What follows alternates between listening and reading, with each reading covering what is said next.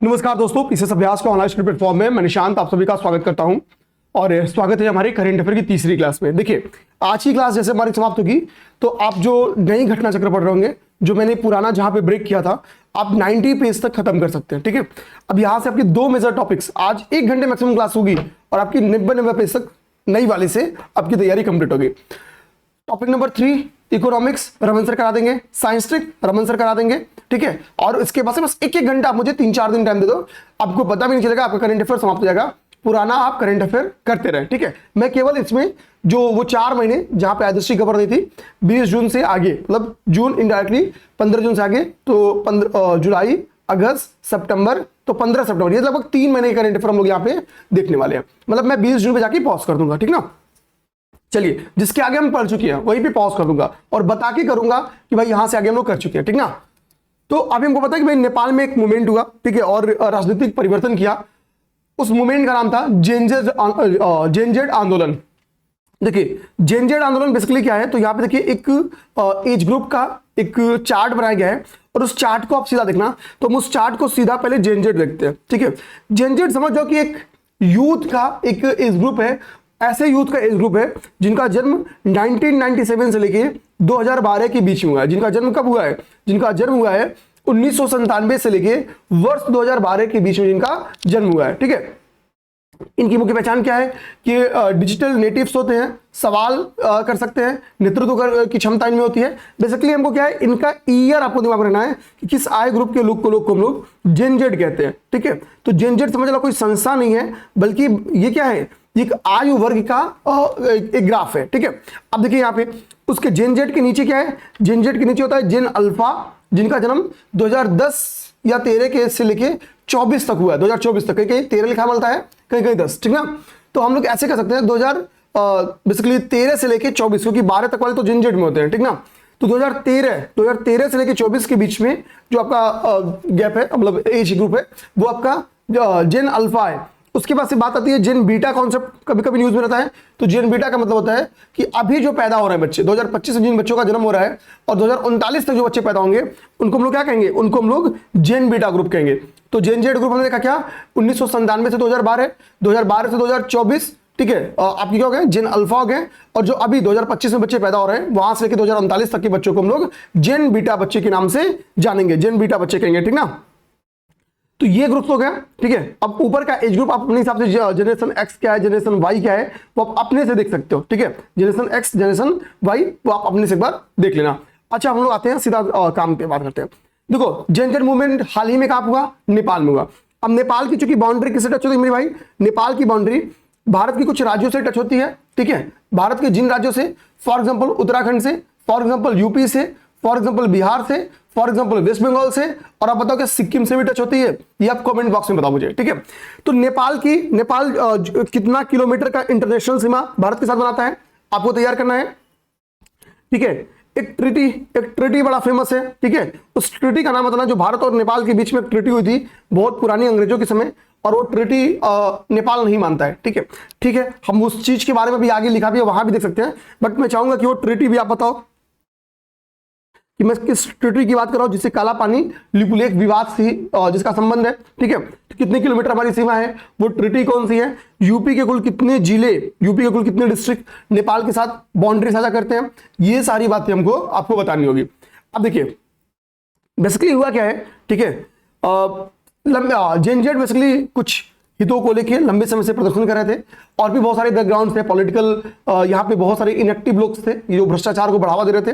ठीक है, वो पेपर में कभी नहीं आएगा तो आप इजीली जो कहानियां सुनी हो टिक मारना कि जेनजेड मूवमेंट के पीछे के कारण क्या है। तो एक कारण तो है कि फेसबुक का, यानी बेसिकली हम लोग कह सकते हैं कि सोशल मीडिया प्लेटफॉर्म्स पे बैन लगाना, क्योंकि सोशल मीडिया प्लेटफॉर्म्स क्या थे, सरकार का अब तीव्र विरोध कर दिए थे, इसलिए गवर्नमेंट ने इसको प्रतिबंध कर दिया। ठीक है, लेकिन विरोध हो क्यों रहा था पहले से, इसका रीजन कुछ और था। अब ये इजीली आप जो यूट्यूब, टेलीग्राम से और न्यूज़ से जो आपको जानकारी मिला है, वही सारी बातें, बेसिक बातें ये लिखी गई हैं कि कब घटना कब हुई, किसमें क्या हुआ, एक एक चीज। हमारे जो इंपॉर्टेंट इस घटना के ड्यूरेशन की इंपॉर्टेंट बात है कि एक पूर्व प्रधानमंत्री की पत्नी को आग के हवाले कर दिया गया और उनकी दुखद मृत्यु हो जाती है। ठीक है, तो उस पूर्व प्रधानमंत्री का नाम क्या था कि झालानाथ खनाल। ध्यान देना, इसमें जो रोष व्यक्त हुआ। अब देखिए, वर्तमान के साथ साथ पूर्व नेताओं को भी टारगेट किया गया। जैसे पूर्व प्रधानमंत्री झालानाथ खनाल की बिल्डिंग को फूंक दिया गया और उसमें उनकी पत्नी राजलक्ष्मी चित्रकार जल के उनका डेथ हो जाता है। ठीक है, तो झालानाथ खनाल की पत्नी थी, ये लिख देगा तत्कालीन प्रधानमंत्री की पत्नी राजलक्ष्मी की हत्या हो गई, मतलब जला के उनकी हत्या कर दी गई, तो आपको टिक मार देंगे सही। ठीक है, क्योंकि आप बस ये जानते हैं कि प्रधानमंत्री की पत्नी को जला दिया गया। ठीक है, लेकिन वो पूर्व प्रधानमंत्री थे, ये कॉन्सेप्ट है यहाँ पे। आगे आते हैं, जिस एनजीओ ने इस मूवमेंट को लीड किया था वो एक नाम मात्र एक टेलीग्राम चैनल था, चलाता था हामी नेपाल नाम से। ठीक है, आप सोचिए, तो हामी नेपाल नामक एक एनजीओ ने मतलब ये पूरे मूवमेंट को ऑर्गेनाइज किया था। ठीक है, ध्यान रहा। और सोचिए, अब हामी नेपाल, उसके बाद से कौन बनेगा प्रधानमंत्री के कॉन्सेप्ट में उतरेगा। ठीक है, और कभी कुछ लोग नाराजगी व्यक्त करेंगे, कुछ लोग समर्थन देंगे। हालांकि उस नाराजगी और समर्थन के बीच में जिस महिला का चयन किया जाता है, इन महिला ने यूपी से, इनका संबंध यूपी से भी है, भारत से तो है ही है, यूपी से इनका संबंध है। क्या है हम लोग पढ़ेंगे, ये बीएचयू के स्टूडेंट है। अब देखिए, कह रहा नेपाल की पूर्व मुख्य न्यायाधीश, ये नेपाल की चीफ जस्टिस रही हैं, सुशीला कार्की इनका नाम है। इनको अंतरिम प्रधानमंत्री बनाया गया, इनको अंतरिम प्रधानमंत्री या कार्यकारी प्रधानमंत्री के रूप में इनका चयन किया गया। किसको? सुशीला कार्की जी को। और नेपाल के इतिहास में ये पहली महिला प्रधानमंत्री है। एक ईमानदार छवि मानी जाती थी। ठीक है, इनकी कई बार इन्होंने सरकार का डायरेक्टली विरोध किया था जब ये मुख्यमंत्री मतलब मुख्य न्यायाधीश के पद पे थी। ठीक है, तो यही इनका जो ईमानदार चेहरा है, ये कहीं ना कहीं जेएनजेड को पसंद आया और सुशीला कार्की इस तरीके से क्या बनती है, सुशीला कार्की बन जाती हैं आपका प्रधानमंत्री। अब देखिए यहाँ पे दो बातें इनके बारे में कह रहा है कि वे नेपाल की पहली मुख्य न्यायाधीश रही। कब? वर्ष 2016 और 17 के दौरान। तो ये कब ये मुख्य न्यायाधीश रही नेपाल की, ये टाइम आपके लिए मेरे भाई इंपॉर्टेंट है। 16-17 के दौरान ये नेपाल की मुख्य न्यायाधीश रहती हैं और पहली प्रधानमंत्री है, मैंने पहले बता दिया। अच्छा, इन्होंने अनाउंस क्या किया कि 5 मार्च 2026 को नेपाल में आम चुनाव कराए जाएंगे। तो ये डेट आपको याद रखना है, क्योंकि अपना पड़ोसी है और वहां पे जितना जल्दी डेमोक्रेसी स्टेब्लिश हो बहुत जरूरी है। बगल में बांग्लादेश की हाल देख जाओ आप लोग, अभी तक इलेक्शन नहीं हुआ। तो 5 मार्च, यहां पे तो देखो कितनी अच्छी बात है कि कब इलेक्शन होगा इसका डेट तुरंत डिसाइड हो गया, 5 मार्च 2026। इस समय क्या है, आम चुनाव कराए जाएंगे। ठीक है, जनरल इलेक्शंस कराए जाएंगे। ये सारी बातें आपको बस याद रखनी है। किसके बारे में? ये सारी बातें बस आपको याद रखनी है। ठीक है, जेएनजेड मूवमेंट के बारे में। अब आइए आगे की बात देखिए। आगे क्या है, यूनिसेफ की बाल पोषण रिपोर्ट। आइए हम यूनिसेफ के बाल पोषण रिपोर्ट के बारे में देखेंगे। तो एक तो सिंपल सी बात आ सकती है कि हाल ही में सितंबर माह में जो बाल पोषण रिपोर्ट जारी की गई वो किसके द्वारा, तो सिंपल सी बात है वो यूनिसेफ के द्वारा जारी की गई। अब यूनिसेफ की ये रिपोर्ट क्या कहती है कि कितना मोटापा, जो अंडरवेट है, ठीक है, जो माल न्यूट्रिशन की दिक्कत है, ये कितनी विकराल समस्या है, इसके ऊपर एक रिपोर्ट देती है। अब देखिए क्या कहती है यूनिसेफ की जो बाल पोषण रिपोर्ट है, द चाइल्ड न्यूट्रिशन रिपोर्ट 2025 है। ठीक है, ये किस शीर्षक, एक तो पेपर में क्या सकता है कि भाई एक किस शीर्षक से रिपोर्ट जारी की गई, इस रिपोर्ट की शीर्षक क्या थी। ठीक है, तो देखिए शीर्षक था feeding profit, how food environments are, ठीक है, फेलिंग चिल्ड्रंस। ठीक है, देखना, तो ये सिंपल से, तो बस इतना दिमाग रखना, फीडिंग प्रॉफिट, ये क्या था, ये शीर्षक था। किसका? ये शीर्षक था आपके द चाइल्ड न्यूट्रिशन रिपोर्ट का, जो कि यूनिसेफ के द्वारा जारी किया जाता है। अब ये यूनिसेफ के द्वारा जारी रिपोर्ट कहती क्या है, ये रिपोर्ट कहती है कि भैया कि दुनिया में हम लोग 5 से 19 वर्ष के लोग पकड़े, एज ग्रुप कितना पकड़े, तो ये कह रहा है कि अगर हम लोग एज ग्रुप 5 से 19 वर्ष से, ठीक है, एज ग्रुप पकड़े 5 से 19 वर्ष का, तो हमको देखने को क्या मिलता है कि लगभग इस 188 मिलियन बच्चे, इस ग्रुप के 188 मिलियन बच्चे और किशोर, क्योंकि हम 14 से 19 में लगभग किशोर काउंट कर लेते हैं। ठीक है, तो 5 से 19 साल के 188 मिलियन बच्चे और किशोर, यानी हम लोग कह सकते हैं हर 10 में से एक बच्चा और किशोर, हर 10 में से एक बच्चा और किशोर क्या है, मोटापे से प्रभावित है, मोटापे से प्रभावित है। ठीक है, अच्छा आप मुझे यहीं से बताओ कि उस रोग का नाम बताओ जिसके वजह से लोग मोटापे से बचने, मतलब वो ये मानसिक बीमारी है एक, जिससे लोग मोटापा से बचने के लिए कम भोजन करते हैं। ठीक है, मोटापे से बचने के लिए कम भोजन करते हैं। ठीक है, और आप ये रोग का नाम बताओ। ओके, उस रोग का नाम मैं अभी क्या करूंगा, उस रोग का नाम बता दूंगा, बट मैं चाहूंगा कि आप लोग बता दो। देखो अब ये कहती क्या है कि भाई यहाँ पे देखो मैंने शॉर्ट में यही लिख दिया है कि हर 10 में से एक लड़का क्या है, मोटापा से प्रभावित है, हर 10 में से एक लड़का। अब क्या कह रहा है कि अगर 2000 से बात की जाए तो 2000 में ये संख्या 3% थी मोटापे की, और अब बढ़ के कितनी हो गई, 9.4% हो गई। अब कितनी हो गई है, तो 9.4% हो गई। यानी क्या है, मोटापे की संख्या, मोटापे की दिक्कत क्या है, बेसिकली मोटापे की दिक्कत भाई बढ़ी है। ध्यान देना, ठीक है ना, मोटापे की दिक्कत बढ़ गई है। ठीक है, इस रोग का नाम आप लोग लिख लो यहाँ पे। ठीक है, इस रोग का नाम आप लोग लिख लो एनॉक्सिया, और ये पेपर में आया हुआ रोग है। ठीक है, एनॉक्सिया नर्वोसा। ठीक है, ध्यान रखना, एनॉक्सिया नर्वोसा। तो मोटापे के डर से व्यक्ति अगर भोजन करना, ठीक है, कम कर देता है, तो उस डिजीज का नाम क्या है? Anoxia nervosa. अब मान लो मैं एक और डिजीज अगर आपको मैं यहीं पे बताऊं कि एक डिजीज और होती है, ठीक है, जिसमें क्या है कि इंसान खाना खाता जाता है और उसको पता ही नहीं चलता है कि वो खाना खा लिया है। ठीक है, और ऐसे में खाना खाते खाते बेहोश हो जाता है। ठीक है, मतलब एक्सट्रीम खा लेता है। ठीक है, और ये जो बीमारी है कि व्यक्ति को खाना भूख की अंदाज नहीं लगती है और वो ठूसता जाएगा। उस बीमारी का नाम है दंदना बुलिमिया, है ना, उस बीमारी का नाम है बुलिमिया नर्वोसा। बुलिमिया नर्वोसा इस बीमारी का नाम है आपका, बुलिमिया नर्वोसा इस बीमारी का नाम है। ठीक है ना, तो ये दो बीमारियां हैं, आपको दिमाग में रखना है। इसमें फूड यानी खाना इंसान क्या होता है ना, जरूरत से ज्यादा खा लेता है, अतिशय खा लेता है, अतिशय। ठीक है, चलिए ये दो फैक्ट्स मैंने यहाँ पे बता दिया। अब देखिए सर, ये आप रख लीजिए। ठीक है, तो एक तो हमने क्या देखा, यहाँ पे देखो मैंने मोटापा के ऊपर एरो बनाया है। तो मोटापा के ऊपर एरो बनाने का सिंपल सा मतलब क्या मेरे भाई, कि मैं ये दिखाना चाह रहा हूं कि मोटापे की दिक्कत क्या है, बड़ी है। मोटापे की दिक्कत बड़ी है 2000 से लेकर 2025 के ड्यूरेशन में। अच्छा देखो, हमने मैं 1000 एमसीक्यूज की सीरीज में 700 एमसीक्यू अभी तक आपके ग्रुप में जा चुके हैं। 800 एमसीक्यू अगले 24 घंटे में पूरी कोशिश रहेगी कि नेक्स्ट पार्ट आपके ग्रुप में चला जाए। ठीक है ना, क्योंकि वो टाइप होने चला गया है। तो जो दोस्त अभी ग्रुप में ऐड नहीं है, आप ऐड हो जाओ। कुछ एमसीक्यूज भी हम लोग वहां पे क्विज फॉर्मेट में भी भेज रहे हैं, तो थोड़ा क्विज करने में मजा आएगा। और तैयारी अच्छी करिए, ठीक है, तैयारी में कमी मत करिए, इस बात का ध्यान दीजिए आप लोग। चलिए बातचीत नहीं करेंगे।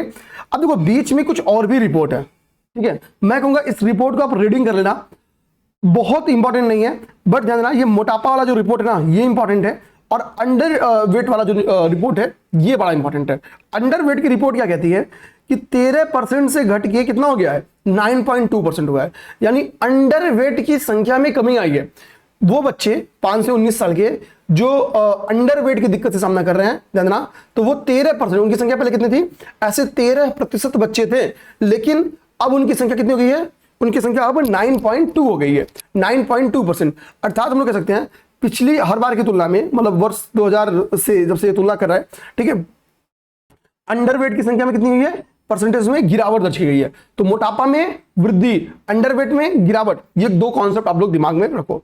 ठीक है, अब इसके अंदर और भी फैक्ट्स है, आप अपने रिस्क पे उसको देख सकते हो, बट मेरे हिसाब से छोड़ दो तो कोई दिक्कत नहीं होनी चाहिए। ठीक है ना, अब आइए यहां पे देखिए बच्चों में जो दिक्कतें हैं, ठीक है, बाल विकास को लेके एक मैक्सिको की गवर्नमेंट ने एक बड़ा अच्छा इनिशिएटिव लिया है, और ये इनिशिएटिव काफी चर्चा में रहा है, और इनिशिएटिव देखो कहीं हाईलाइट नहीं किया है, तो बहुत सारे लोग इसको छोड़ देंगे।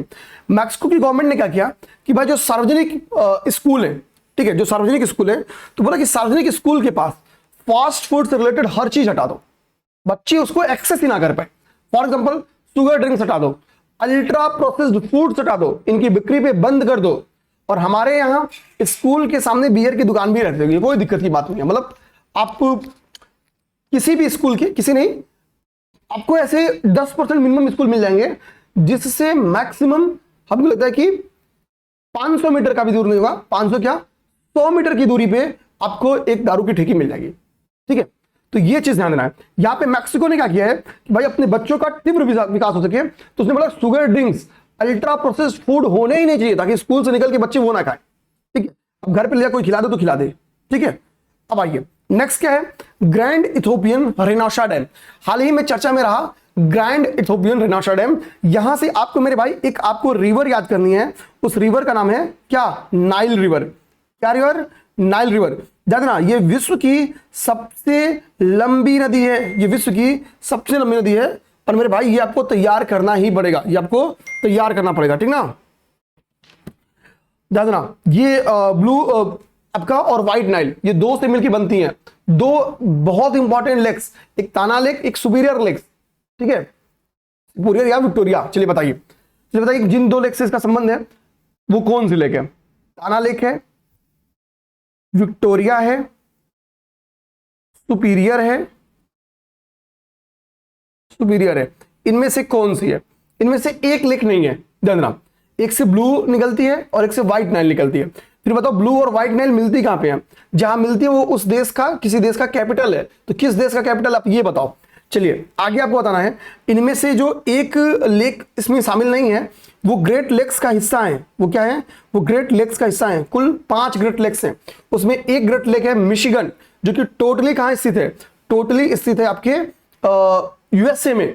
गन कल्चर कहां पे फेमस है? ठीक है, गन कल्चर कहां फेमस है? आपका यूएसए में। तो मिशिगन उन ग्रेट लेक्स में से इकलौती ऐसी लेक है जो पूर्णतः कहां पे है? जो टोटली आपकी है यूएसए में। सेंट लॉरेंस करके एक रिवर है, वो इन पूरी रिवर्स के पानी को क्या करती है? इन पूरी लेक्स की पानी को क्या करती है?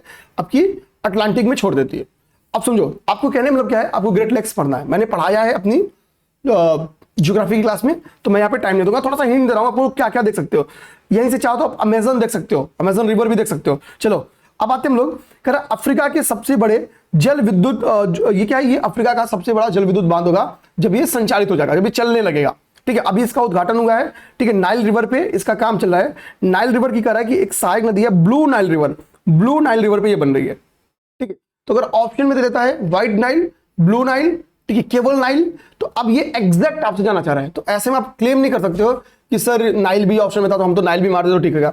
तो ध्यान रखना, क्लियर बात कि ब्लू नाइल्स पे, अब देखो ब्लू नाइल लिखा है तो ब्लू नाइल इसीलिए पूछ सकता है कि किस लेक से निकलती है, डायरेक्टली पूछ सकता है। आइए, इसकी क्षमता कितनी होगी जब ये संचालित हो जाएगा? तो 5.15 देना मेगावाट, देना सॉरी 5150 मेगावाट या 5.15 गीगावाट, देना 5150 मेगावाट इसकी क्षमता होगी। कितनी होगी? 5150 मेगावाट इसकी क्षमता होगी। किसकी? Grand Ethiopian Renaissance Dam, Grand Ethiopian Renaissance Dam को। ठीक है, अच्छा अब आपसे नाम से लग रहा होगा, आपसे क्वेश्चन है कि इससे जो जल विद्युत जो एनर्जी निकलेगी वो टोटली कौन पाएगा? इथोपिया। तो आप बोलोगे बिल्कुल सर इथोपिया ही पाएगा, तभी तो नाम है इथोपियन डैम। तो केवल इथोपिया नहीं पाएगा, कुछ अन्य जो आपकी अफ्रीकन कंट्रीज हैं वो भी पाएंगे। बस इसकी क्षमता आप दिमाग में रखो। ठीक है, इसकी क्षमता आप दिमाग में रखो 5150। ठीक है ना, और नहीं, और आप परेशान मत हो, इतना दिमाग में रखो और कोई दिक्कत नहीं होगी आपको। ठीक है, चलिए आइए, विश्व प्रतिभा रैंकिंग, वर्ल्ड टैलेंट रैंकिंग किसके द्वारा जारी किया है? तो वर्ल्ड टैलेंट रैंकिंग आपका IMD यानी आपका institute of management and development के द्वारा जारी किया है। ठीक है, ये कहती हुई कि प्रतिभा में कौन आगे है? तो प्रतिभा में वो आगे है जो प्रतिभावान व्यक्ति होगा तो रिजल्ट आता है तो उसको क्या मिलती है? मिठाई मिलती है। तो स्विट्जरलैंड सबसे टॉप रैंक पे कौन है? स्विट्जरलैंड है। जो प्रतिभा में आगे होगा उसको क्या मिलेगी? रिजल्ट आने पे अब लोग मिठाई खाते हो तो स्विट्जरलैंड। लग्जमबर्ग, ठीक है, तो प्रतिभा वाला जब रिजल्ट आएगा तो क्या करेगा? फिर लग्जरी जिंदगी जिएगा, तो लग्जमबर्ग। ठीक है, लग्जमबर्ग।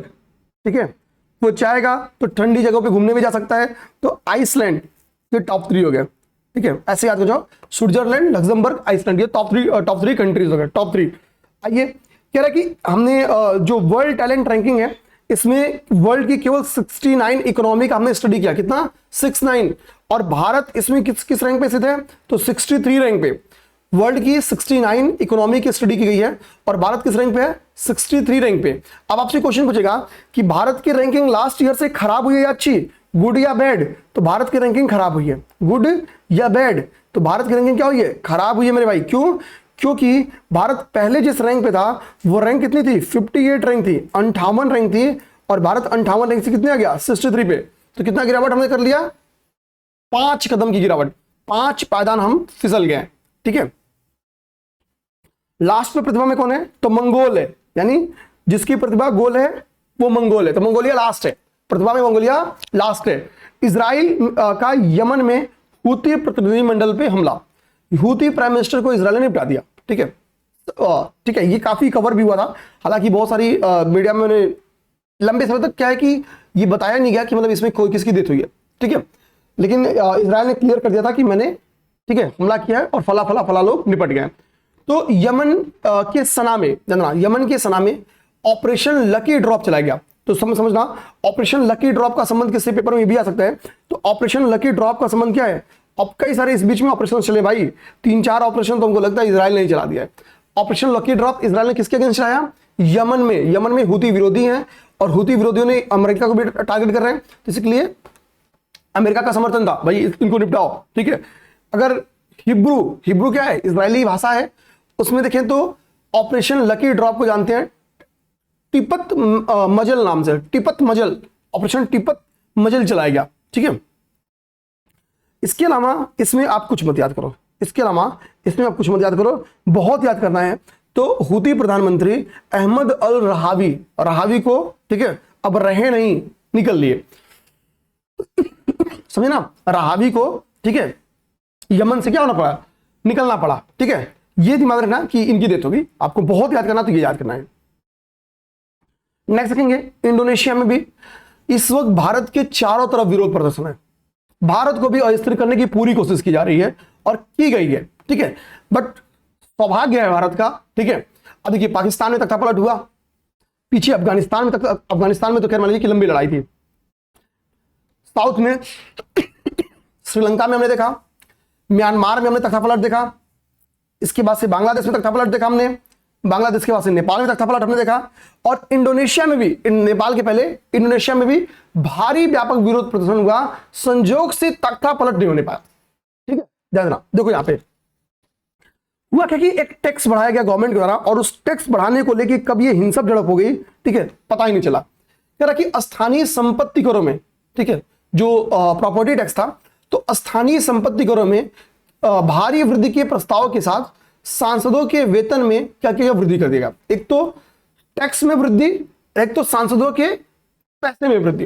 तो भाई सांसद के वेजेस में, तनख्वाह में वृद्धि कर रहे हो और हमारा टैक्स वृद्धि कर रहे हो, मतलब लोगों को क्या लगेगा, आप हमारा टैक्स बढ़ा के सांसद का तनख्वाह दोगे। क्या रहा है, इनकी तनख्वाह में अत्यधिक वेतन वृद्धि किया गया और प्रतिमाह 50 मिलियन इंडोनेशियाई रुपया, जो कि $3000 होता है, और भारत के हिसाब से इसमें 80 का गुणा कर दो, ठीक है, तो इतना इनका तनख्वाह हो गया। तो इस बात की जब खबर आई कि सांसदों की तनख्वाह में वृद्धि हो रही है और हमारा टैक्स बढ़ रहा है, तो जनता क्या होगी, जनता ने इस चीज को अस्वीकार किया और विरोध कर दिया, ठीक है। और इसी बीच में क्या हुआ, ये घटना बहुत तीव्र गति से आगे बढ़ गई, मतलब ये थोड़ा हिंसक हो गई, ठीक है। कल तक एक टैक्स विरोध के दौरान एक टैक्सी चालक थे, ऑटो चालक थे, ठीक है, उनका नाम था, और वो ऑटो बाइक टैक्सी चालक थे, मतलब रैपिडो या ओला टाइप की कुछ चीज चला रहे थे। अफवान कुर्नियावान इनकी डेथ हो जाती है, ठीक है, पुलिस के बख्तरबंद वाहन द्वारा एक्सीडेंट वगैरह या जैसे भी होगी इनकी डेथ हो जाती है, और यहीं से विरोध हिंसक हो जाता है, ठीक है। चलिए अच्छा, आप बोलोगे सर ये क्वेश्चन कैसे आ सकता है, तो क्वेश्चन आ सकता है कि हाल ही में कहां पर संपत्ति कर में टैक्स वृद्धि के कारण, ठीक है, भारी यानी व्यापक विरोध प्रदर्शन दर्ज हुए। तो चूंकि भी जब नेपाल की भी घटना हुई है तो नेपाल लिख देगा, तो चांस है कि आपसे गलत करवा ले, ठीक है। गजा पर इजरायली सैन्य नियंत्रण की योजना, जो बेंजामिन देखना नेतन्याहू है, उन्होंने बोला कि भाई मेरा सिंबल एरिया क्या है कि गजा पट्टी, जो कि 365 वर्ग किलोमीटर का एरिया है, ठीक है, 365 स्क्वायर किलोमीटर का एरिया है, ये टोटली मैं कंट्रोल में लेना चाहता हूँ 100%, क्योंकि यहाँ पे हमास रहती है जो कि आतंकवादी घटनाओं को अंजाम देती है, तो हम इसको 100% कंट्रोल ले लेते हैं। और ठीक है, ये सिंपल सा इनका है, इन्होंने बोला कि हम इसको कंट्रोल में लेके क्या करेंगे, हम इस पर खुद का एडमिनिस्ट्रेशन नहीं स्टेब्लिश करेंगे। नीचे देखो मैंने लिखा है, हाईलाइट किया है, हम इन्होंने बोला नेतन्याहू जी ने कि हम इसको कंट्रोल में लेके खुद शासन नहीं करेंगे, बल्कि हम क्या करेंगे, एक सुरक्षा परिधि बनाएंगे और अरब फोर्सेस को इसको सौंप देंगे। हम क्या करेंगे, एक सुरक्षा परिधि बनाएंगे, ठीक है, और इसको क्या करेंगे, अरब फोर्सेस को इस गजा पट्टी को सौंप देंगे, ठीक है। ये इनका टारगेट है, ध्यान रखना। अच्छा देखिए हुआ क्या, 3 सितंबर 2025 को हमास ने ऑपरेशन मोसेस स्टाफ नामक एक प्रत्याक्रमण की घोषणा की थी, ठीक है। तो ऑपरेशन मोसेस स्टाफ क्या है, ठीक है, ये चीज जानना, ठीक है, ये आप लोग दिमाग में रखना। एक्चुअली क्या, इजराइल के भी बहुत से जो लोग हैं वो कैद में अभी भी हमास के, ठीक है, और हमास उनको मानव शील्ड के रूप में यूज कर रहा है, ठीक है, ये पूरा कॉन्सेप्ट है। तो सिंपल सी बात, वो चाह रहा है कि इजराइल की हम क्यों ना पूरा गाजा पट्टी ले लें और आजीवन ये घटना खत्म ही कर दे, ठीक है। तो ऑपरेशन मोसेस स्टाफ, ये दिमाग में रखिए। अब यहां पे आ जाइए, ऑपरेशन गिडियंस चैरियट्स 2 क्या है, ठीक है। तो यहां पे कह रहा है कि गाजा सिटी पर कब्जा करने की एक मुहिम है, ठीक है, अभी जो स्टार्ट हुई है, ठीक है। ऑपरेशन गॉडियंस चैरियट्स, ठीक है, का सेकेंड फेज स्टार्ट किया गया है, जो कि गाजा सिटी पे कंट्रोल करने की एक योजना है, ठीक है। रूस यूक्रेन युद्ध, अब ये न्यूज में क्यों आया? अलास्का में हमको पता है रसिया रूस और अमेरिका की एक मिलन हुआ, ठीक है, और इसी को लेके न्यूज में है। इसके पहले हमने पढ़ा था कि भाई फरवरी में भी, ठीक है, सऊदी अरब का एक लोकेशन है रियाद, सऊदी अरब के रियाद में क्या है, अमेरिका और रसिया की उच्च स्तरीय वार्ता हुई थी। इसके बाद से यूक्रेन के राष्ट्रपति को बुलाया गया, फटकार लगाया अमेरिका ने, वो पूरी कहानी आपको मैंने बताया है। उसके बाद से क्या हुआ, जो यूनाइटेड संयुक्त राष्ट्र महासभा में, यूनाइटेड नेशन जनरल असेंबली में जब वोटिंग हुआ, तो अमेरिका ने उस बार जो जिस प्रस्ताव पे मतलब रसिया का विरोध करने का, निंदा करने का प्रस्ताव था जो यूक्रेन पे अटैक किया गया था, तो अमेरिका ने वोट नहीं किया यूक्रेन के पक्ष में, उसने, ठीक है, विरुद्ध में मत कर दिया, जिसका मतलब कहने के यूरोप ने विरोध किया। और बाद में लंदन में एक सम्मेलन हुआ, ठीक है, और इस बात का काफी विरोध किया गया कि अमेरिका ने ठीक नहीं किया। तो यूक्रेन पर लंदन सम्मेलन, ठीक है, जानना इसका मोटो क्या था, securing hour for future. Ukraine पर लंदन सम्मेलन हुआ किस मोटो के साथ, सिक्योरिंग आवर फ्यूचर। तो ये सारी बातें आपको दिमाग में रखनी होगी, ये सब चीज आप जानते हैं, बस ये दिमाग रखना। यहाँ पे अभी अगस्त माह में क्या है, अलास्का में वापस B-2 बॉम्बर्स आपको देखने को मिलेगा। आपने वीडियो देखा होगा कि जब इधर से पुतिन साहब जा रहे हैं तो ऊपर से B-2 बॉम्बर्स उड़ते हैं, ठीक है। तो अलास्का की ज्वाइंट बेस अल्मेंडॉर्फ रिचर्डसन में डोनाल्ड ट्रंप और व्लादिमीर पुतिन की शिखर वार्ता हुई थी। तो ये क्वेश्चन आ सकता है कि हाल ही में चर्चा में रहा ज्वाइंट बेस अल्मेंडॉर्फ रिचर्डसन कहां स्थित है, तो अल्मेंडॉर्फ रिचर्डसन अमेरिका का एक बेस है, ठीक है, कहां पे, अलास्का में एक ज्वाइंट बेस है, ध्यान रखना। नेक्स्ट है भारत नेपाल सीमा विवाद। देखो भारत नेपाल सीमा विवाद अभी दोबारा न्यूज में क्यों आया, मैंने आपको चाइना पढ़ाया था एससीओ, तो चाइना के विदेश मंत्री भारत आए थे, तो लिपुलेख दर्रा, ठीक है, दो तीन दर्रे जो हैं, ठीक है, उन दर्रों को खोलने की बात हुई और फिर से ट्रेड स्टार्ट होने की बात हुई, आवागमन स्टार्ट होने की बात हुई। जैसे ये बात स्टार्ट हुआ, नेपाल ने विरोध किया कि नहीं नहीं नहीं भैया, आप लोग उस दर्रे को मत खोलो, क्लोज ही रहने दो, और आप लोग उससे आवागमन मत स्टार्ट करो, वो हमारा है, ठीक है। नेपाल तुरंत आपत्ति दर्ज कराएगा। तो बेसिकली देखो भारत नेपाल सीमा विवाद बेसिकली क्या है, लिम्पियाधुरा काला पानी लिपुलेख विवाद के तौर पर माना जाता है। इसी के लिए इसको इस तीन लोकेशन को लेके है, लिम्पियाधुरा, काला पानी और लिपुलेख को लेके। अब देखिए यहां पे क्या है, मैंने आपसे एक संधि का नाम पूछा था ऊपर, उस संधि का नाम है सुगोली ट्रीटी। उस संधि का नाम क्या है, सुगोली ट्रीटी। तो भाई सुगोली ट्रीटी हुआ कब था, सुगोली ट्रीटी 1816 में हुआ था, जब नेपाल पे जो ब्रिटेन की लोगों ने अटैक किया था, ठीक है, उसके वजह से सुगोली ट्रीटी हुई थी। तो सुगोली ट्रीटी में कहा गया है, कह रहा है कि सुगोली संधि, जो सुगोली ट्रीटी में काली नदी को सीमा माना गया है भारत और नेपाल के बीच की, लेकिन काली नदी के उद्गम को लेके नेपाल और भारत में डिस्प्यूट है। भारत काली नदी का उद्गम कहीं और से मानता है और काली नदी का उद्गम नेपाल कहीं और से मानता है, क्योंकि जैसे ही काली नदी का उद्गम नेपाल कहीं और से मानेगा तो दो तीन दर्रे भारत के ऐसे हैं लिपुलेख सहित, वो किसके पास, लिपुलेख काला पानी, ये पूरा हिस्सा किसके पास चलेगा, नेपाल के पास, ठीक है। अब देखो भारत का पक्ष क्या है और नेपाल का पक्ष क्या है, आपकी स्क्रीन पे दिख रहा होगा। तो भारत का पक्ष सिंपल से क्या है कि भारत कहता है, मतलब भारत कहता है भाई कि मैं तो आपका जो सुगोली ट्रीटी वही मानता हूं। तो सुगोली ट्रीटी क्या कहती है, सुगोली ट्रीटी कहती है कि भैया जो काले पानी के सोते की जो नदी है, ठीक है, वो काला पानी के सोते से आरंभिक धारा का, मतलब नदी की आरंभिक धारा कहां से निकलती है, काला पानी के सोते से, ठीक है, यहां से निकलती है, ठीक है, और बाद में इसमें एक रिवर आके मिलती है, उस रिवर का नाम है कुटी यांगटी नदी। देखना कुटी यांगटी नदी, यानी काली नदी का भारत जो आरंभिक सोर्स मानता है वो काला पानी के सोते से मानता है, ठीक है, और कहता है कि बाद में इसमें कुटी यांगटी नदी, फॉर एग्जांपल, ठीक है, मान लो कि ये काला पानी के सोते से ये एक आरंभिक धारा निकल के आ रही है और यहां पे फिर मिल रही है क्या, आपकी कुटी यांगटी नदी, ठीक है, जानना कुटी यांगटी नदी, ठीक, और फिर ये आगे की बारी हो गई, ठीक है, हालांकि थोड़ा सा उल्टा बन गया है, ठीक है, इस मैप के हिसाब से तो नेपाल में ज्यादा चला जाएगा एरिया।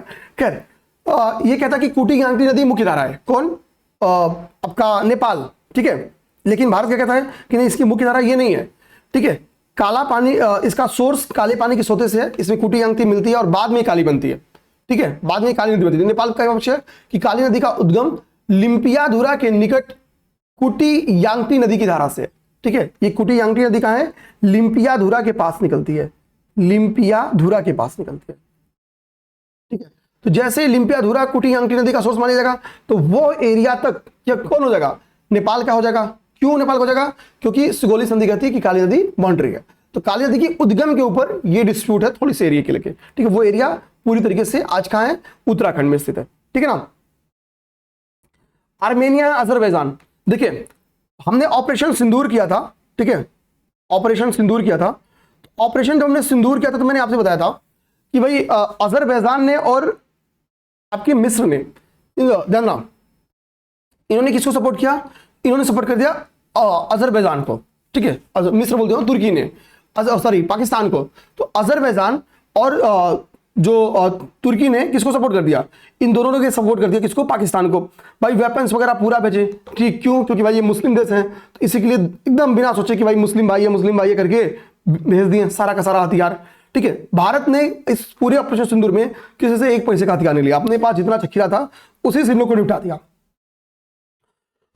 आप जब मैप ओपन करोगे तो आपको देखने को क्या मिलेगा कि आर्मेनिया और जो अजरबैजान है और आर्मेनिया है, ठीक है, ये एक लैंड लॉक कंट्रीज है। देखो ध्यान रखना, अजरबैजान कैस्पियन सी से बाउंड्री शेयर बनाती है, अजरबैजान कैस्पियन सी से बाउंड्री बनाती है, बट कैस्पियन सी नहीं है, वो एक लेक है और ये विश्व की सबसे बड़ी लेक्स में से एक है। कौन, कैस्पियन सी। कौन, कैस्पियन सी। और जब अजरबैजान से आप आगे जाते हो, ठीक है, मतलब इधर तुर्की के साइड में आओगे तो बीच में पड़ता क्या, आर्मेनिया। और अजरबैजान और आर्मेनिया के बीच में नहीं पड़ता है, लंबे समय से एक एरिया को लेकर लड़ाई है और वहां पे इस एरिया का नाम यहां पे लिखा भी होगा कहीं। ठीक है, आई थिंक वो नारगोना काराबाग क्षेत्र, देखिए एकदम नीचे लिखा हुआ, सबसे लास्ट पॉइंट मैंने हाईलाइट किया है। नारगोना काराबाग एरिया क्या है, ये विवादित क्षेत्र है आर्मेनिया और अजरबैजान से। क्या है, यह एक विवादित क्षेत्र है। ठीक है, नारगोना काराबाग क्षेत्र। अब इसी नारगोना काराबाग क्षेत्र को लेके ये दोनों भिड़ते रहते हैं। तो भारत को पता था कि भाई तुम तो नारगोना काराबाग क्षेत्र को लेके, ठीक है, तुम लोग के बीच में तनाव है, तो तुम हमारे दुश्मन का साथ दिए तो हम तुम्हारे दुश्मन का साथ देंगे। तो भारत क्या करेगा, ऑपरेशन सिंदूर के बाद मुझे आर्मेनिया का एक विजिट करते हैं। अब सोचो कि कितना दिमाग लगा के विजिट हुआ था। ठीक है, ताकि हम क्या करें, मेंटली भाई सिंपल सा इसका एक ही लॉजिक था, आप हमारे दुश्मन का साथ देंगे, हम आपके दुश्मन का साथ देंगे, क्लियर सी बात। अच्छा, तुर्की ने भी साथ दिया था पाकिस्तान का, तो तुर्की के लफड़ा किससे चलता है, साइप्रस के साथ। तुर्की का लफड़ा किसके साथ है, साइप्रस के साथ। ठीक है, इसकी कैपिटल क्या है, निकोसिया। ठीक है, कैपिटल क्या है साइप्रस की, निकोसिया। साइप्रस एक द्वीपीय देश है, किस कहां का, भूमध्य सागर का। भूमध्य सागर की कैपिटल तैयार कर जाओ, सारी की सारे कंट्रीज तैयार कर जाओ, मैंने करा दिया है। ठीक है, ध्यान देना, मैंने अपने स्टूडेंट्स को करा दिया है ज्योग्राफी की क्लास में। तो इसी एरिया को लेकर झगड़ा हुआ और भाई फिर एक शख्स है, उस शख्स का नाम है डोनाल्ड ट्रंप। ठीक है, आप लड़िए, वो आएंगे आपके बीच में बातचीत करेंगे, बातचीत करा के वो क्या कहेंगे, आपसे क्रेडिट लेंगे। तो आर्मेनिया की तरफ से वो आते हैं और अजरबैजान को फोन करेंगे, बोलेंगे कि अगर आप युद्ध नहीं बंद किए तो हम आपके साथ ट्रेड नहीं करेंगे। ठीक है, और फाइनली ट्रेड की वजह से आर्मेनिया अजरबैजान कहेंगे नहीं नहीं भैया हम बंद करते लड़ाई। ठीक है, और इन्होंने बोला एक काम करो, तुमको लड़ाई ही नहीं बननी है, अपने बीच में कॉरिडोर बनाओ और उस कॉरिडोर का नाम भी हमारे नाम पे रखो। और उस कॉरिडोर का क्या नाम रखा जाता है, Trump Route for International Peace and Prosperity, इस नाम का एक कॉरिडोर बनाया जाता है। ठीक है ना, बोला कि भाई दोनों लोग अपनी अपनी संप्रभुता का ख्याल रखो, आवाजाही अपनी स्टार्ट करो। ठीक है, अजरबैजान के लिए तुर्की तक आप क्या करो, एक प्रत्यक्ष मार्ग बोला जाता है, आप उपलब्ध कराओ। ये किसे कहा गया, आर्मेनिया से। ठीक है, ध्यान देना, नारगोना काराबाग क्षेत्र किसके बीच का विवादित है, मैक्सिमम चांस ये क्वेश्चन आ जाए तो अजरबैजान और आर्मेनिया। इधर भाई थाईलैंड और कंबोडिया मिल गए। और थाई, अभी देखिए थाई एक प्राइम मिनिस्टर थी, उनका नाम क्या था, सिवनात्रा। ठीक है, ये यंगेस्ट प्राइम मिनिस्टर थी किसकी, थाईलैंड की, और प्रधानमंत्री की बेटी भी रही हैं, पहली महिला भी रही हैं।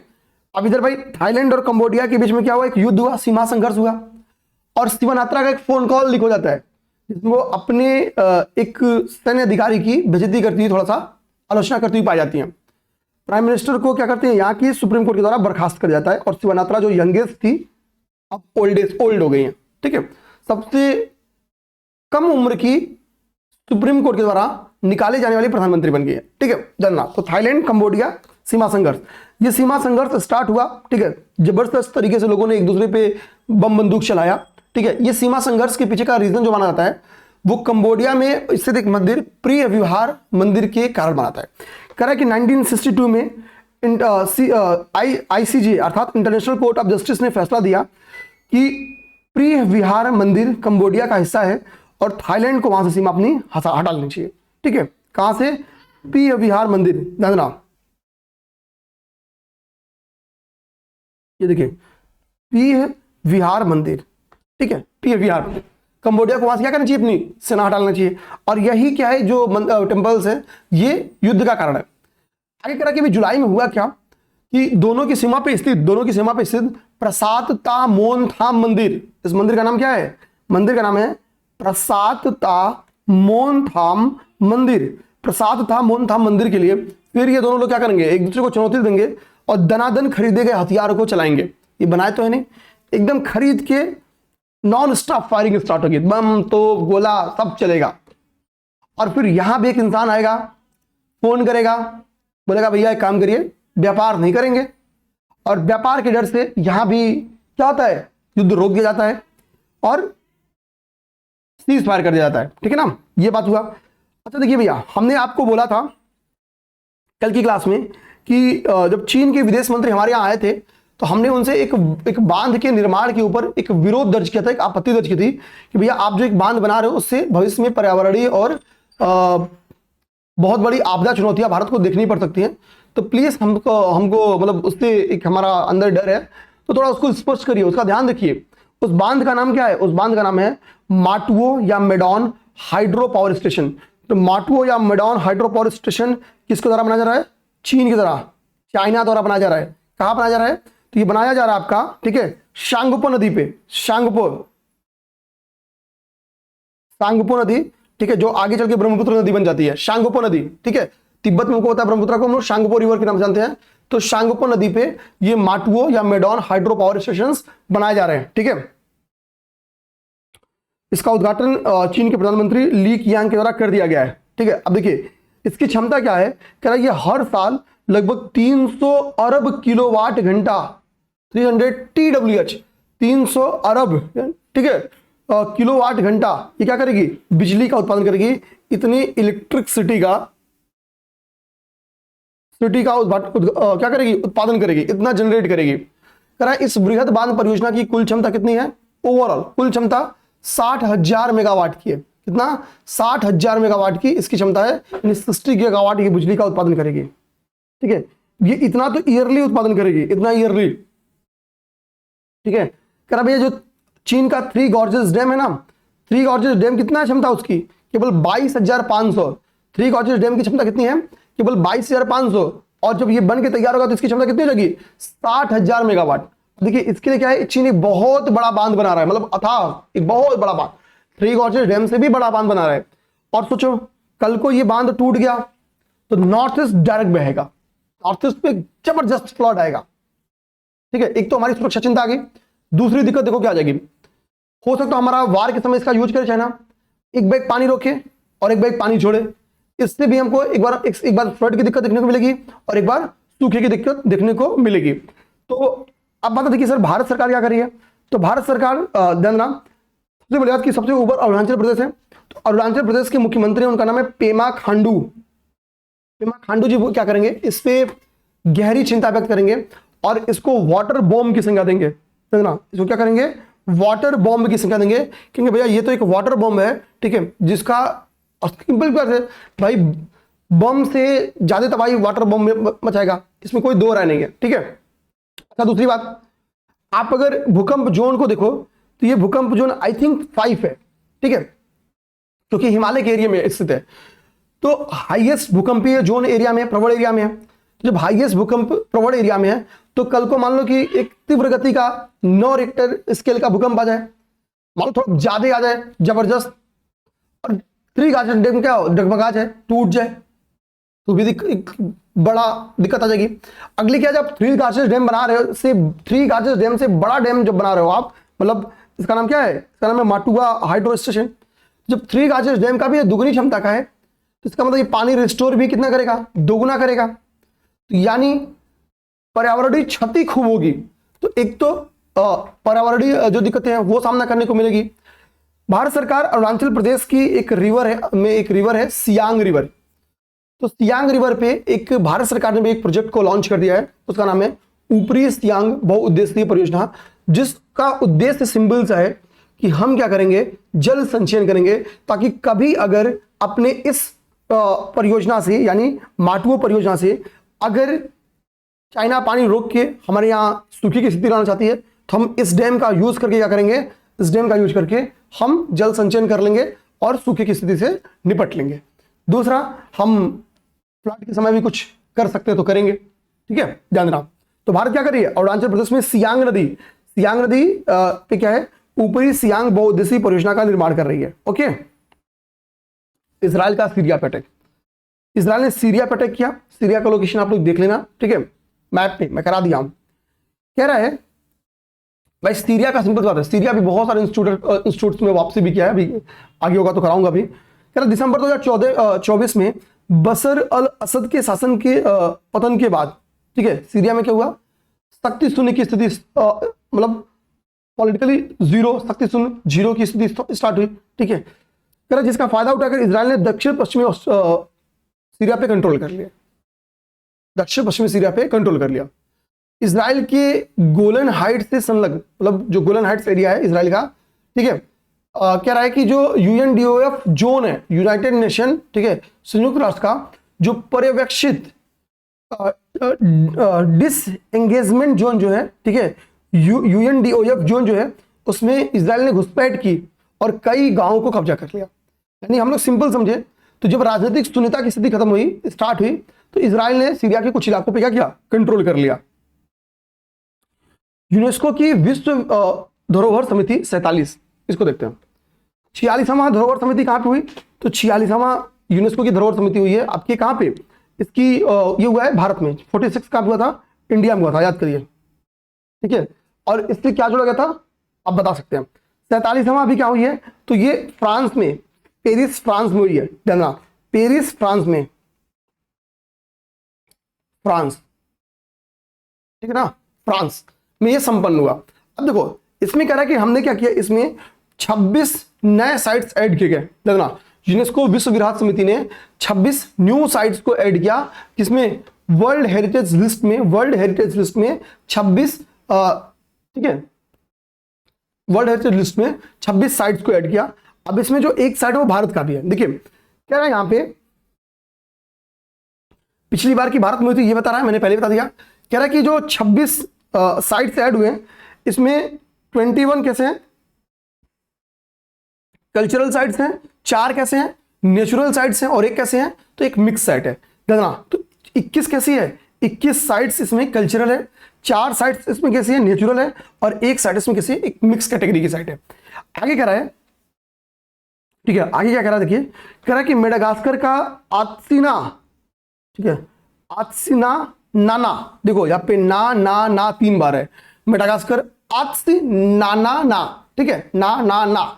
तो मेडागास्कर के आत्सिनाना के वर्षावन, मिस्र के अबू मेना, लीबिया के गदामेस का पुराना शहर को संकटग्रस्त धरोहर की सूची से हटा दिया गया है, ठीक है। तो हाल ही में इस 47वीं मीटिंग में किन एरियाज को, किन क्षेत्रों को संकटग्रस्त धरोहर की सूची से हटा दिया गया, तो मेडागास्कर के आत्सिनाना को, ठीक है, अबू मेना मिस्र, और लीबिया के आपका गदामेश। ये पीटी में क्वेश्चन बन के आ सकता है।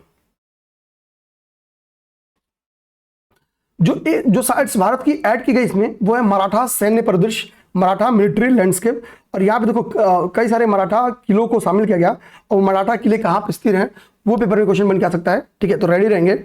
जैसे ये एक ऐड किया गया, ठीक है, तो भारत की कुल संख्या कितनी होगी, 43 + 1 44। भारत की विश्व धरोहर लिस्ट की संख्या कितनी होगी, 44 होगी। और यहाँ पे कुछ लिस्ट का नाम दे रहा है, कह रहा भैया कि जैसे देखो अभी मराठा सैन्य परिदृश्य जो है, मराठा मिलिट्री लैंडस्केप जो है, बेसिकली इसमें जो मराठा किलों को शामिल किया गया है, ठीक है, इसमें शामिल किया गया।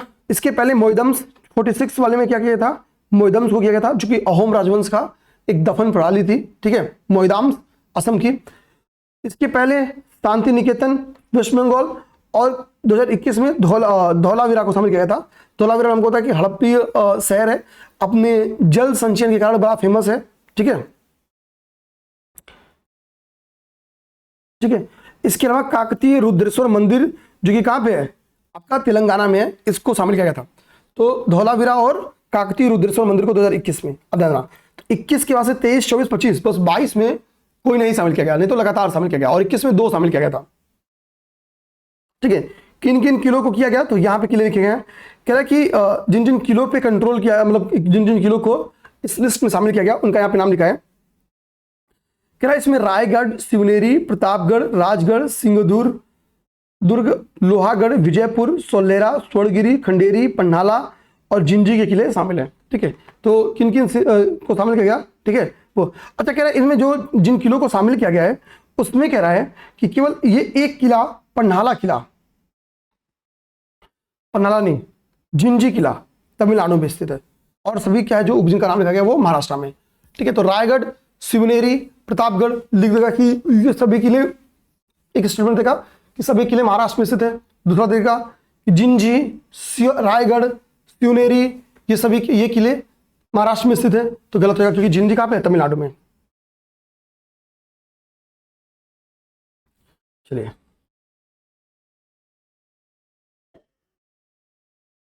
ठीक है, अब लोग आते हैं यहाँ पे, बुल्गारिया को यूरोजोन में प्रवेश किया गया सर, और हाईलाइट नहीं है इसमें, ये 2 पेज हाईलाइट नहीं था इसमें।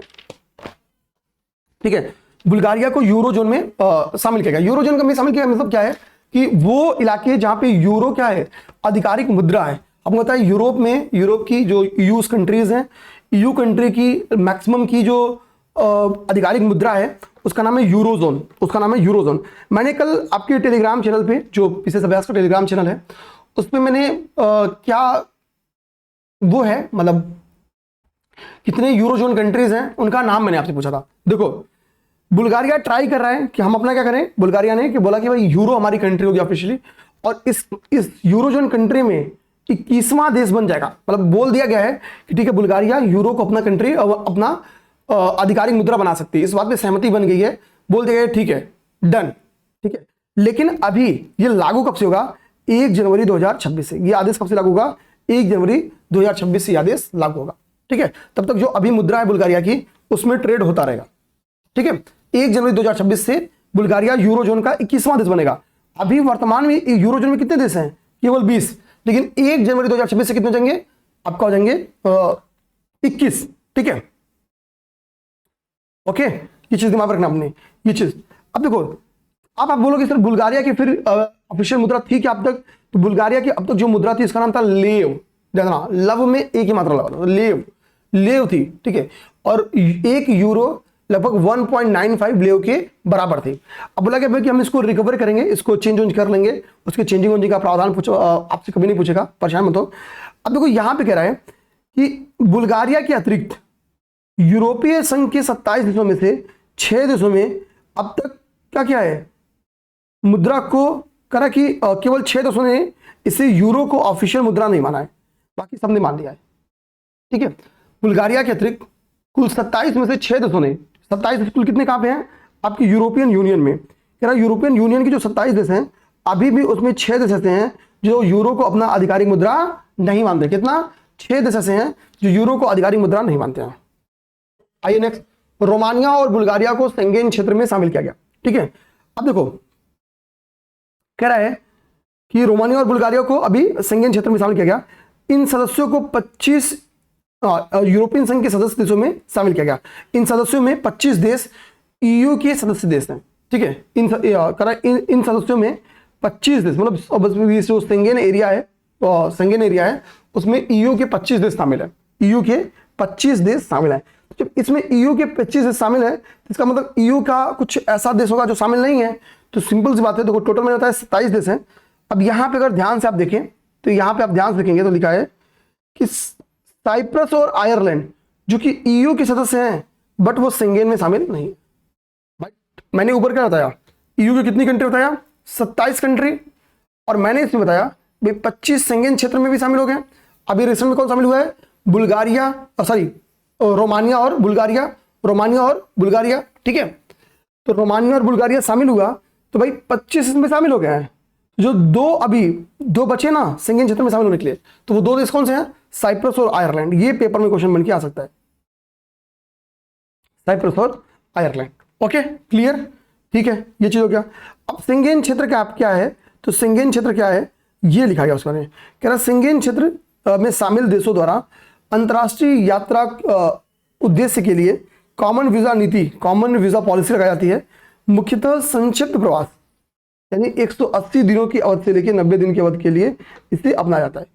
90 से 180 दिन के लिए इस अबाध विचरण को अपनाया जाता है, ठीक है ना, ये चीज ध्यान रखना। शेंगेन कन्वेंशन कब हस्ताक्षरित हुआ था? तो 1990 में। प्रभावित कब हुआ? तो 95 में, 5 साल बाद हस्ताक्षरित हुआ था और शेंगेन 95 में प्रभावित हुआ। आप मुझसे पूछोगे सर क्या आएगा, तो कौन सा शेंगेन में शामिल नहीं है, ठीक है, ये आ जाएगा। या कितने EU शेंगेन में शामिल है, ये आ जाएगा। हाल ही में शेंगेन में कौन शामिल हुआ, ये आ जाएगा। नेक्स्ट आइए, चलिए नेक्स्ट आइए, ठीक है। नेक्स्ट क्या है? शीर्ष तालिबानी नेता के विरुद्ध अभी क्या हुआ? ICC ने विरुद्ध क्या किया?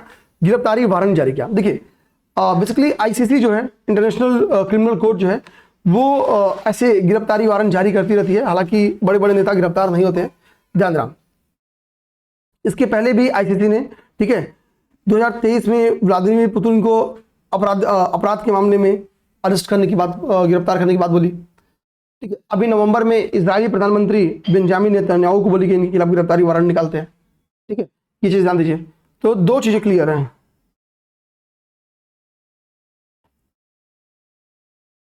ठीक है, यहाँ पे, ठीक है। तो ना अभी पुतिन गिरफ्तार हुए, न नेतन्याहू गिरफ्तार हुए, ठीक है। और अब किसके लिए निकाला गया है? तो कह रहा अब निकाला गया है तालिबान के सर्वोच्च नेता हिब्बतुल्लाह अखुंदजादा और चीफ जस्टिस अब्दुल हकीम हक्कानी के विरुद्ध। तो दो तालिबान नेता हिब्बतुल्लाह अखुंदजादा और अब्दुल हकीम हक्कानी के विरुद्ध इसको जारी किया गया, ठीक है ना। पेरू में प्राचीन शहर की खोज की गई। 10 सेकंड लगेगा इसको खत्म करने में, जानना। तो कह रहे हैं कि देखो पेरू में एक प्रांत है पेरू का, उसका नाम है हुआरा प्रांत या हुआरा प्रांत। यहीं पे क्या है, एक पेनिको नामक एक नगर की खोज की गई। किस नामक? पेनिको नामक, पेरू में पेनिको नामक एक नगर की खोज की गई। ये अपने दिमाग में, पेनिको नामक एक नगर की खोज की गई, ये दिमाग में, ठीक है। यहां से कह रहा है पेनिको नामक नगर से 18 प्रमुख प्राचीन इमारतें मिली हैं। उसमें कुछ सार्वजनिक भवन है, कुछ पब्लिक हाउसेज हैं, टेम्पल्स हैं और कुछ अन्य भी आवासीय संरचनाएं में आते हैं। सीरिया की अंतर सरकारी संगठनों में सदस्यता। देखो असद शासन गया तो पॉलिटिकली जीरो हो गया सीरिया के कुछ एरिया को किसने कब्जा लिया? इजराइल ने। अब कुछ संगठनों में सीरिया की पुनर्बहाली स्टार्ट हो गई है। हालांकि असद सरकार थी तभी कुछ चीजों की बहाली हो गई थी।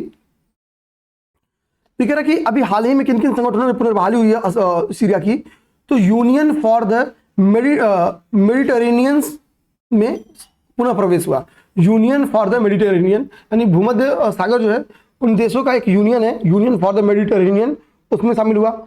इस्लामी सहयोग संगठन में इसको शामिल किया गया। अरब लीग का भी ये मेंबर बना। तो इन तीन का धीरे धीरे ये मेंबर बन गया, यानी इसकी पुनर्वापसी होनी स्टार्ट हो गई है। चलिए भैया आगे बात करते हैं, ठीक है, आगे बात करिए, ठीक है। इसमें टोटल 43 मेंबर्स हैं, ये दिमाग रखना,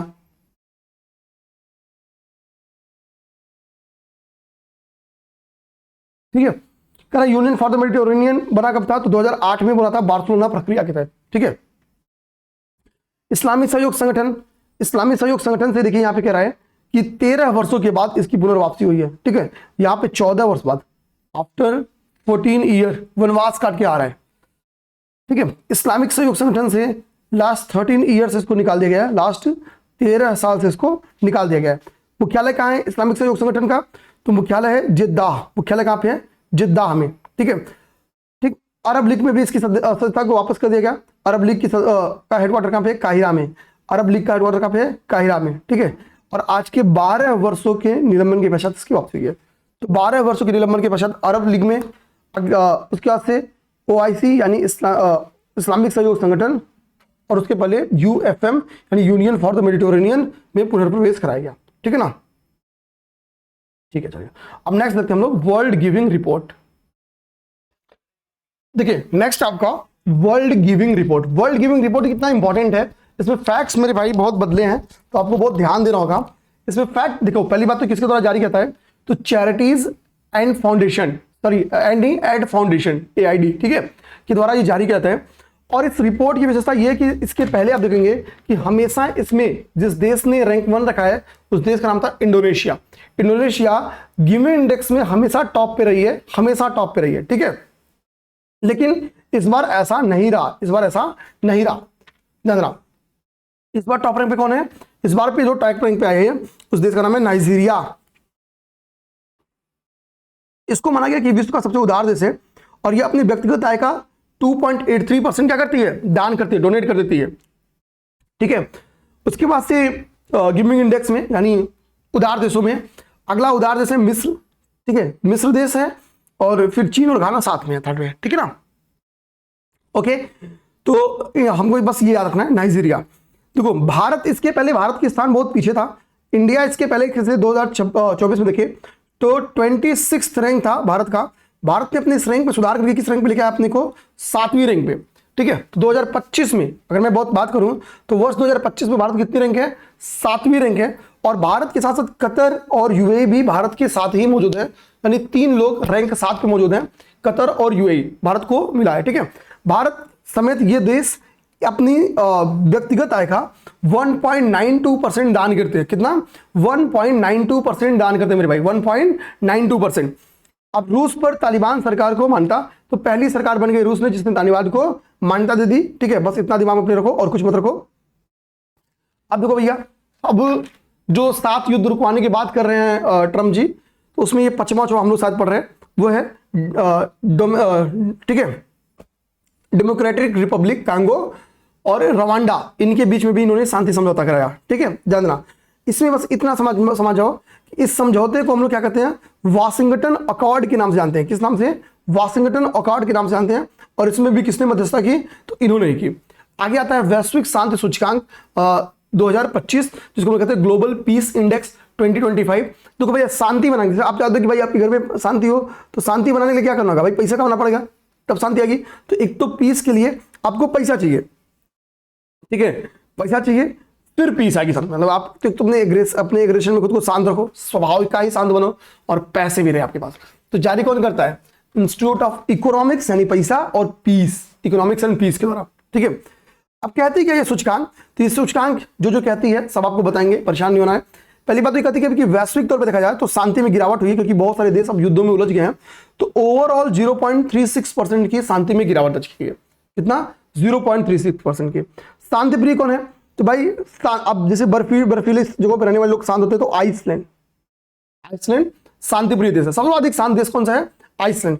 आइसलैंड के बाद से आयरलैंड, ठीक है, आयरलैंड के बाद से न्यूजीलैंड, फिर ऑस्ट्रिया, फिर स्विट्जरलैंड। तो देखो यहाँ पे क्या है, ये टॉप 5 कंट्रीज का यहाँ पे नाम लिखा गया है जो आपकी सर्वाधिक शांत कंट्री है। सबसे ज्यादा शांत कौन है, आइसलैंड सर्वाधिक शांत कंट्री है, सबसे शांत आइसलैंड, ठीक है। आइए भाई नीचे आइए। रसिया और यूक्रेन युद्ध में फंसे हैं, तो भाई सबसे कम शांत कौन है, तो अशांत क्षेत्र है रशिया, अशांत क्षेत्र रशिया, अशांत क्षेत्र रसिया, रसिया के बाद से यूक्रेन, ठीक है, यूक्रेन, ठीक ना, ठीक है। भारत क्या है, भारत 115वें स्थान पे है। भारत को कितना रैंक मिला है, तो 2025 में भारत 115वें स्थान पे है, ठीक है, 115 रैंक पे है, ठीक है। ये चीज दिमाग रखना है, भारत 115वें स्थान पे है। अब देखिए यहाँ पे सर्वाधिक शांत क्षेत्र क्या, तो हमेशा से पश्चिमी यूरोप रहा है, पश्चिमी यूरोप रहा है, ठीक है। तो कह रहा है कि पश्चिमी यूरोप, पश्चिमी और मध्य यूरोप विश्व का सर्वाधिक शांत क्षेत्र था, विश्व का सर्वाधिक शांत क्षेत्र है और विश्व का सर्वाधिक शांत क्षेत्र रहेगा।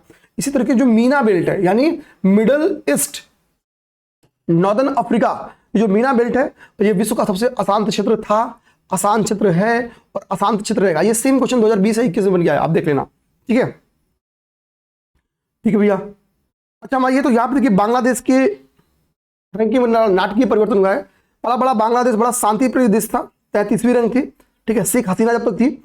और अब देखिए नोबेल पुरस्कार विजेता आए हैं और 123rd रैंक पे है।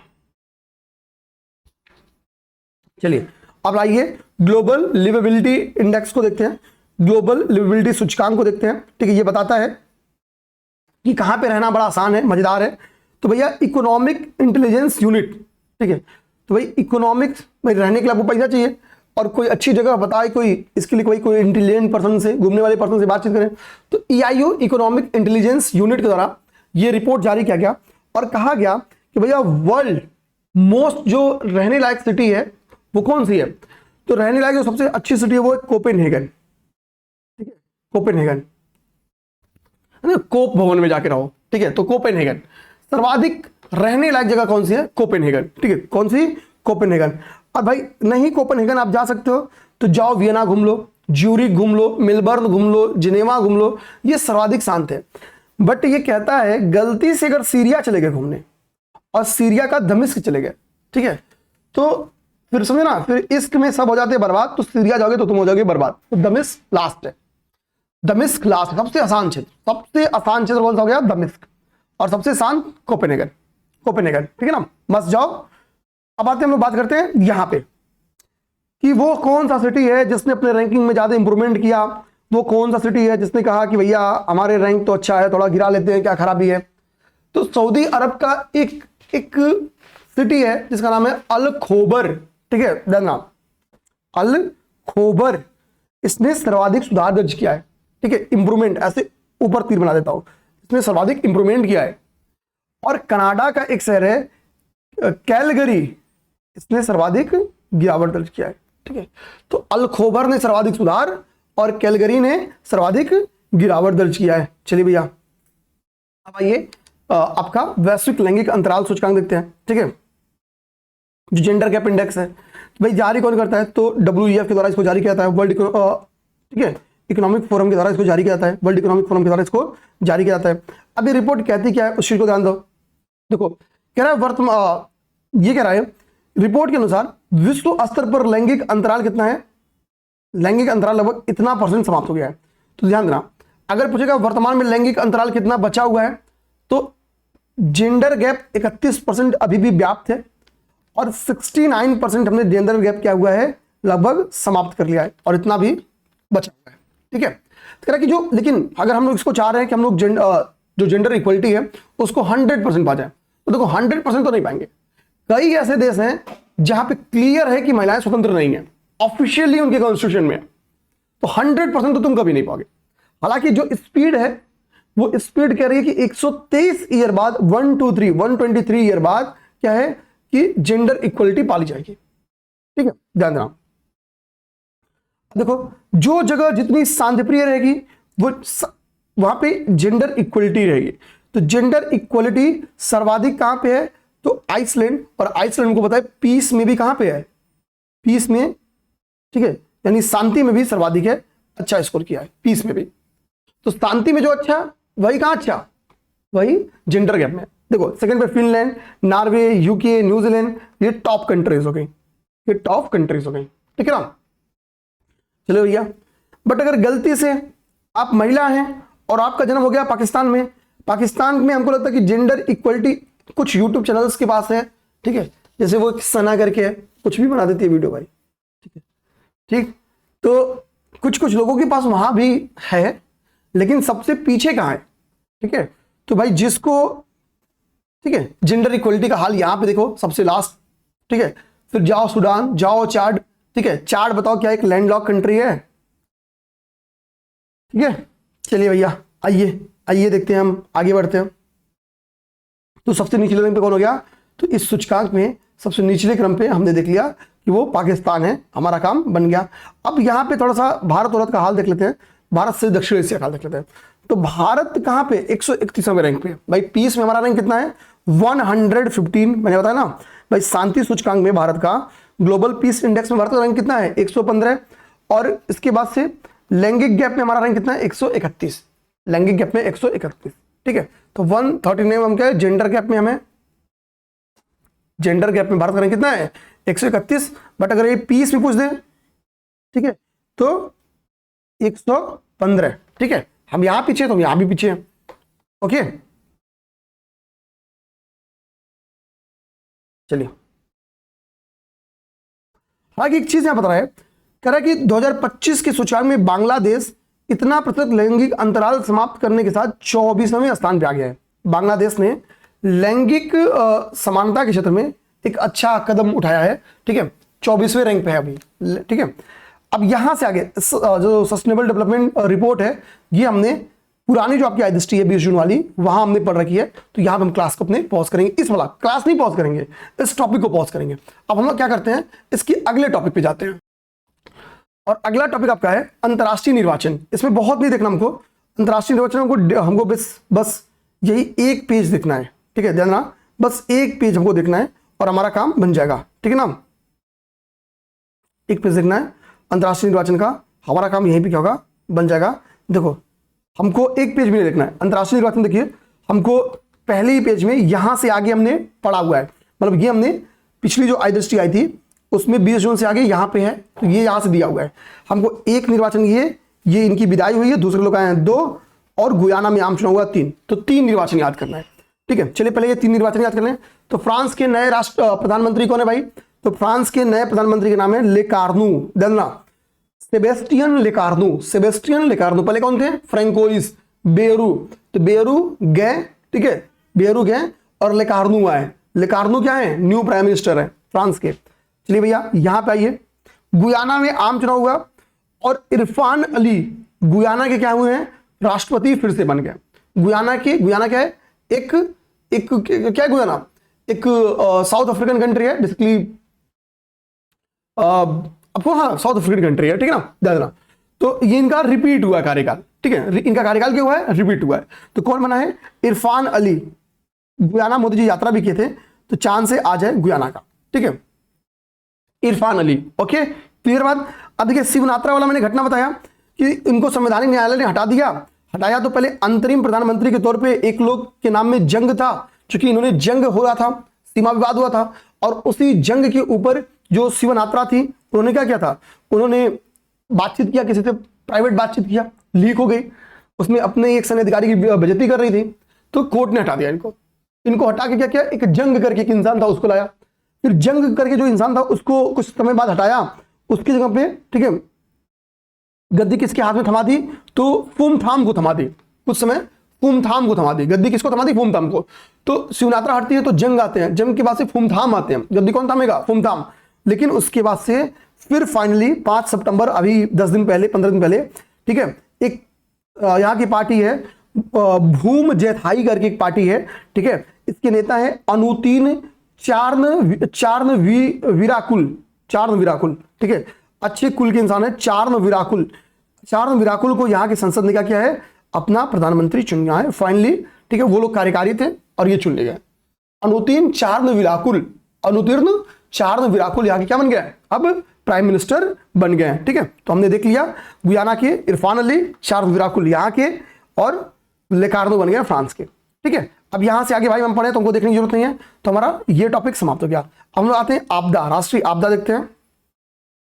आपदा में आपको बता दूं कि भाई यहां से देखो उष्णकटिबंधीय तूफान वुटीफ जो आया था, ये हमने 20 जून वाले में पढ़ा हुआ है। हम लोग वुटीफ से आगे वहां देख लो क्लास, ठीक है, हमने वुटीफ से आगे वहां देख लो, यहां से हम यहां आते हैं। देखो कुछ जगहों पे भूकंप आया था, तो हम क्या करते हैं, इसको पीछे से आगे जाते हैं ताकि घटनाओं को अरेंज कर दे तो आपको समझ में आ जाए। तो सबसे पहले क्या हुआ था, म्यांमार में भूकंप आया था, ठीक है, ये म्यांमार में भूकंप वाला टॉपिक में हम लोग पढ़े थे, पर मुझे लगा कि मान लो कि अरेंज करने के लिए आ जाए तो हमारे लिए अच्छा रहेगा, ठीक है। इसका परिमाण कितने परिमाण का आया था भूकंप, तो 7.7 MW, डरना यहाँ पे MW का फुल फॉर्म ऊपर लिखा हुआ है, डरना मोमेंट मैग्नीट्यूड 8.8, देखो ये परिमाण की कितना परिमाण का, तो 8.8 मोमेंट मैग्नीट्यूड, ठीक है। लेकिन इंटेंसिटी कितनी थी, इंटेंसिटी थी जो म्यांमार की भूकंप की, वो लगभग 10 इंटेंसिटी का, तीव्रता कितनी थी, लगभग 10 तीव्रता का भूकंप आया, परिमाण 7.7 था। इस भूकंप का परिणाम ये रहा कि हजारों लोग की जान चली गई, ठीक है, कितनी, लगभग 5000 लोग के करीब में जान चली गई, 5000 के करीब लोग की, ठीक है। भूकंप कहाँ आया, तो म्यांमार की राजधानी है नेपिदा के आसपास के एरिया में भारी क्षति हुई है, ठीक है। लेकिन जो अधिकेंद्र रहा है भूकंप का, ठीक है, वो मांडले रहा है, मतलब जहां पे पहली बार भूकंप महसूस किया गया वो मांडले था। अधिकेंद्र कहां था? मांडले था। अधिकेंद्र कहां था? मांडले था, मांडले के पास था मतलब, ठीक है। तो म्यांमार में भूकंप आया। म्यांमार में भूकंप आने के बाद क्या देखा गया कि रसिया में भूकंप आया। रसिया में एक जो कमचटका प्रायद्वीप है, ठीक है, कमचटका प्रायद्वीप एक्चुअली आपका जो पैसिफिक रिंग ऑफ फायर है उसका एक पार्ट बन जाता है कमचटका प्रायद्वीप। तो कमचटका प्रायद्वीप में क्या हुआ? भूकंप आ गया। कहां पे? कमचटका प्रायद्वीप में भूकंप आ गया। और इस भूकंप में भी बहुत तीव्र गति का भूकंप आया, मतलब यहाँ पे देखो मैग्नीट्यूड कितने मैग्नीट्यूड का, लगभग 8.8 मैग्नीट्यूड, यानी ठीक है म्यांमार वाले से ज्यादा मैग्नीट्यूड का। और इंटेंसिटी केवल 9 थी, इंटेंसिटी 9 थी, तीव्र इंटेंसिटी थी, लेकिन म्यांमार में इससे ज्यादा इंटेंसिटी का भूकंप आया था। अब ध्यान दो, ठीक है। देखिए अच्छा, इस भूकंप का एक इंपैक्ट क्या देखा गया कि सुनामी की लहरें देखी गई। संजोग से सुनामी की लहरें समय के साथ धीरे धीरे धीमी कमजोर पड़ गई, वरना अगर यही सुनामी की लहर थोड़ी और उठी होती तो भयानक आपदा में कन्वर्ट हो जाती, ठीक है। सुनामी की लहरें उठी लेकिन धीरे धीरे क्या हुआ? कमजोर कर रही। अगर ये बहुत ग्रोथ नहीं कर पाई की होती तो फिर समझो एक और नाश का काल बनता। तो कमचटका प्रायद्वीप में आई, इतनी मीटर की करीब में तरंगे उठी, 3 से 5 मीटर की करीब लंबी तरंगे उठी, लेकिन धीरे धीरे क्या हुआ? जैसे जैसे तरंग तटों के करीब गई तो इनकी ऊंचाई घट गई, ठीक है। थोड़ा स्कूल कुछ कुछ क्षतिग्रस्त हुआ, कुछ कुछ नुकसान हुआ, आर्थिक नुकसान हुआ, ठीक है, बट ठीक है एटलीस्ट जो सुनामी का एक इंपैक्ट था वो नहीं हो पाया।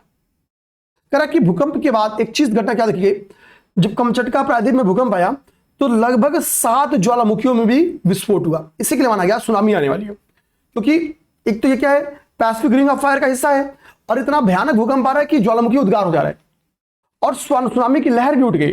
संयोग मेरे भाई बस यही रहा कि सुनामी की लहर बहुत ऊंची नहीं उठी, ठीक है, याद रखना। तो ये चीज जो 7 ज्वालामुखियों में विस्फोट हुआ, उनमें सबसे पहला जो विस्फोट हुआ था वो एक यूरेशिया का सबसे ऊंचा सक्रिय ज्वालामुखी है, उसका नाम है कल्यूचेवस्काया, ठीक है, सोपका ज्वालामुखी, कल्यूचेवस्काया सोपका ज्वालामुखी, जो कि यूरेशिया का, यूरोप और एशिया यूरेशिया का सबसे सक्रिय ज्वालामुखी है, सबसे ऊंचा सक्रिय ज्वालामुखी है, ठीक है। ये भूकंप के कुछ ही देर बाद क्या हुआ? एक्टिव हो गया, ठीक। अच्छा, रसिया के बाद से क्या घटना देखने को मिलती है कि अफगान में भी भूकंप आया था, अफगानिस्तान में भूकंप आया था। अफगानिस्तान में जो भूकंप था उसका जो परिमाण था वो 6 था, लेकिन इंटेंसिटी इसका भी 9 था। इंटेंसिटी कितना था? 9 था। तो रसिया और अफगानिस्तान के भूकंप का परिमाण कितना, इंटेंसिटी कितना था? 9 था, और म्यांमार वाले का 10 था, 10, ठीक है। इंटेंसिटी की बात करें तो यहां पे 6 इंटेंसिटी का था, रशिया में लगभग 8.8 इंटेंसिटी का था, और म्यांमार में जो मैग्नीट्यूड का था, और म्यांमार में जो जितने मैग्नीट्यूड का था यानी वो क्या था? 7.7, ठीक ना। देखिए अब ये, ठीक है ना, तो ये चीज ध्यान देना, ये आपका आया था। इसी के साथ हमारी क्लास भी खत्म हो गई, ठीक है। संजोग से बाजा जब तक चला हमारी क्लास समाप्त हो गई, ठीक है ना। तो भाई फाइनली इस क्लास को हमने कंप्लीट कर लिया है। मिलते हैं नेक्स्ट क्लास में। नेक्स्ट क्लास आई थिंक कोशिश रहेगी कि रमन सर की क्लास है, ठीक है। मेरी क्लास रही तो मैं अपने टॉपिक्स को समाप्त करूंगा, ठीक है ना। मिलते हैं नेक्स्ट क्लास में। जय हिंद।